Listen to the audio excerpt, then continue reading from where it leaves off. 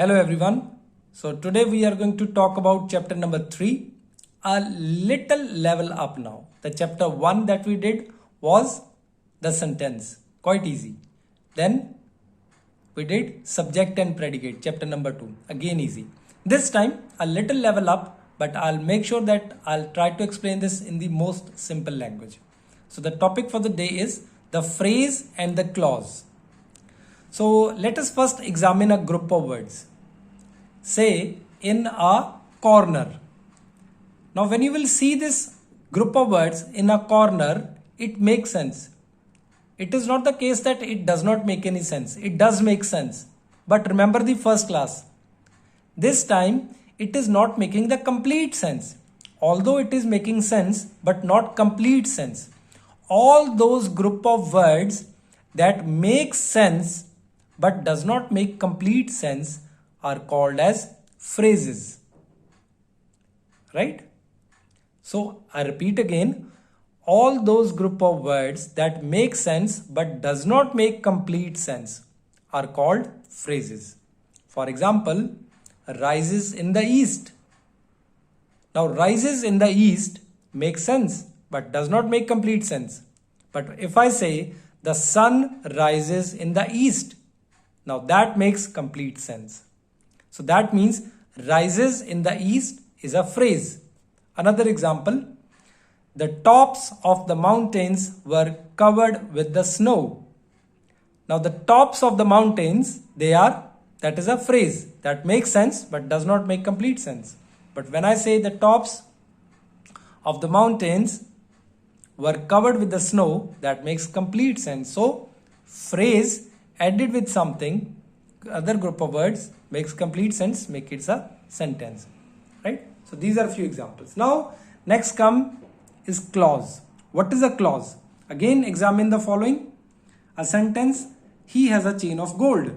Now chain of gold is a phrase, right? And you see that chain of gold has got no subject. So anything that makes sense but not complete sense, we have done it, that is a phrase. Then what is a clause? Now let us just rewrite this sentence as he has a chain which is made of gold. Now chain of gold, which is a phrase, does not have any subject. But when we say a chain which is made of gold, now which is a subject. So that means group of words which have subject and predicate, but they are a part of a sentence. That means they are not a complete sentence in itself.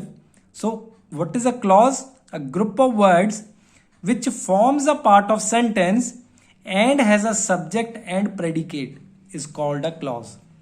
Now here I need to explain a little more because it might get confusing. So first of all, sentence is a group of words that makes complete sense. But if it does not make complete sense, it is just making sense. Like we have done earlier, rises in the east, the top of the mountains. It makes sense but does not make complete sense. So those are phrases.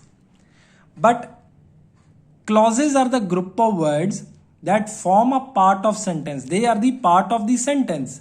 That means sentence has got something else including as well. But apart from that, they have a subject and a predicate. That put together is a clause. Example, people who pay their debts are trusted. Now here, who pay their debts are trusted is a clause because it has got a subject and it has got a predicate. We cannot start while it is raining. While it is raining is a clause. Again, why? Because it has got a subject and it's got a predicate. I think you have made a mistake. You have made a mistake is again a clause because it has got subject and a predicate. Okay. So before we end, let us just sum up quickly again. The phrase and the clause. All those group of words put together which make sense but does not make complete sense are called as phrases. Any sentence that has got a subject and predicate but is a form of sentence but is a part of sentence. That is called as clause, right? So these are the phrases and the clause for you. If you have any doubts, questions and queries, please feel free to put your questions in the comment box. Thank you. Happy learning.